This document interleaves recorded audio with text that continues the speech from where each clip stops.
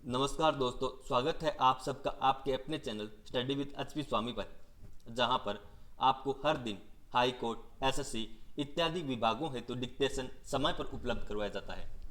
दोस्तों, आज का यह डिक्टेशन 80 शब्द प्रति मिनट रहेगा, जो स्टार्ट होगा 5 सेकंड बाद।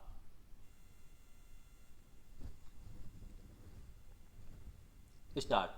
सभापति महोदय, ये शब्द मेरे नहीं हैं, बल्कि राष्ट्रपिता के हैं। जो लोग आज सरकार में बैठे हुए हैं, क्या वे अपने दिल में सोचेंगे कि यह देशद्रोह शब्द बालकों को अंग्रेजी पढ़ाने के लिए राष्ट्रपिता का कहा हुआ है। आज 54 वर्ष देश को स्वतंत्र हुए हो गए हैं, लेकिन राष्ट्रपिता की इस बात पर आज तक ध्यान नहीं दिया गया है। अंग्रेजी भाषा को पढ़ाना क्यों बंद नहीं किया गया और उसको दैनिक कार्यों में क्यों प्रयोग में लाया जाता है।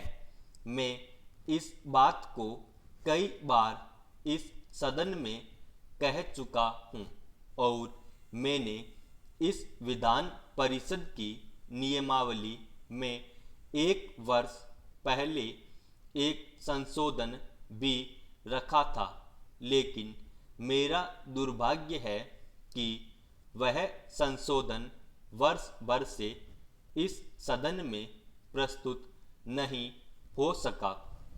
मेरी अपनी राय है कि कम से कम दैनिक कार्यों के लिए यदि सरकार अंग्रेजी भाषा पर बंधन लगा दे तो अच्छा हो, और जो यह अनुशासनहीनता है वह भी समाप्त हो जाए। सभापति महोदय, जैसा कि मेरे मित्र ने कहा, लड़कों के माता पिता अंग्रेजी का प्रयोग करते हैं और उनके शिक्षक भी उसका प्रयोग करते हैं, फिर बालकों पर उसका प्रभाव क्यों नहीं पड़ेगा। मैं उनसे सहमत हूँ कि बालकों में नकल करने की आदत होती है, जैसा वे अपने बड़ों को करते देखते हैं वैसा ही वे करते हैं। अगर हम कोई बुरा काम करेंगे तो उसका प्रभाव बालकों पर अवश्य पड़ेगा। आप देखेंगे कि जिस मनोवृत्ति के माता पिता और शिक्षक होते हैं, उसी प्रकार के बालक भी होते हैं। हम दूसरों को तो परामर्श दे देते हैं, लेकिन स्वयं उस पर अनुपालन नहीं करते।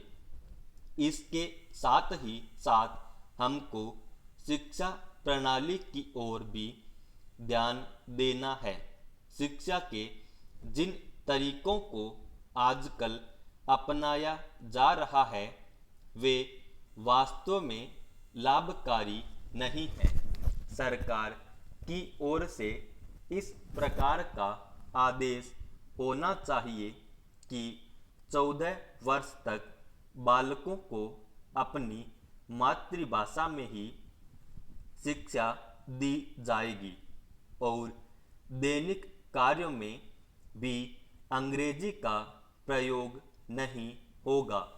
इस प्रस्ताव में अनेक महत्वपूर्ण बातों की ओर ध्यान दिलाया गया है।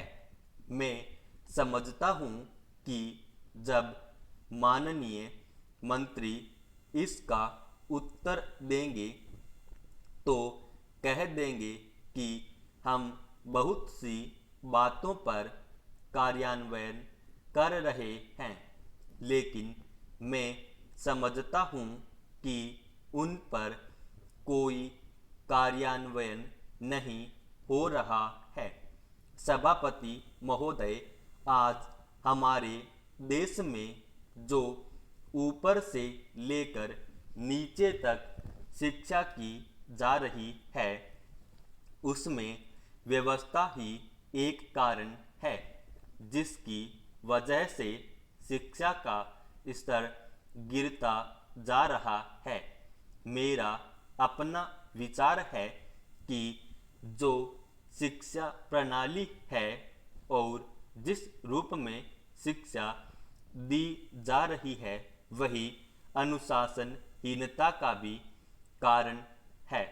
अपने देश और प्रदेश में हर एक की अपनी अपनी भाषा है और वह बालक जो इस देश में पैदा हुआ है, जो अपनी मातृभाषा की गोद में पला है, उसको यदि अपनी मातृभाषा में ही शिक्षा दी जाए तो मेरा विचार है कि शिक्षा का स्तर ठीक हो सकता है।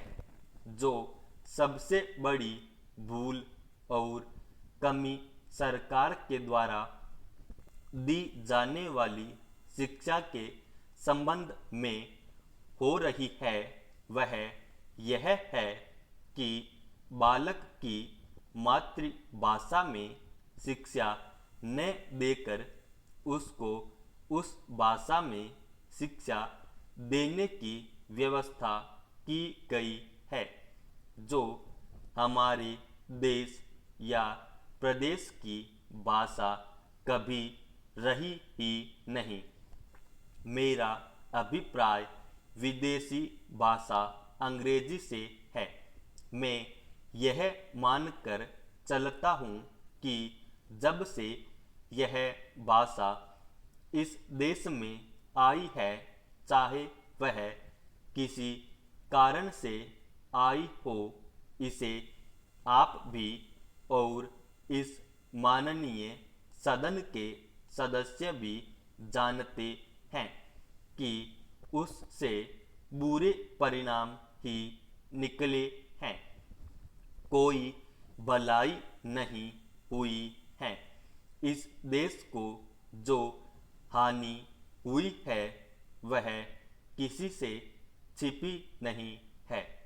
हम देख रहे हैं कि हमारे यहाँ जितना फैशन बढ़ रहा है और जितनी वेशभूषा बिगड़ रही है, वह सब अंग्रेजी भाषा के ही कारण है।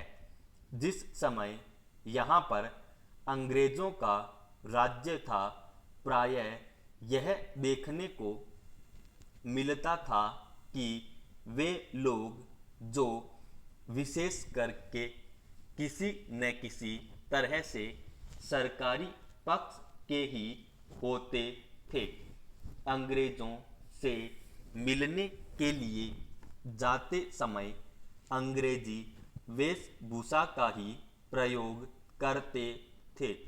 परंतु यह इस प्रदेश और इस देश का दुर्भाग्य है कि अंग्रेजों का राज्य समाप्त हो जाने के बाद भी लोग उनकी वेशभूषा को पहनते चले जा रहे हैं। इससे जो प्रभाव हमारे देश के फैशन पर पड़ा, उससे लाभ के बजाय हानि ही हुई है और हो भी रही है। मेरा ऐसा विचार है कि अंग्रेजी वेशभूषा से इस देश को बहुत हानि हुई है। भारत की गौरवपूर्ण सभ्यता और संस्कृति के संरक्षण पर पर्याप्त ध्यान देने की आवश्यकता है। समाप्त।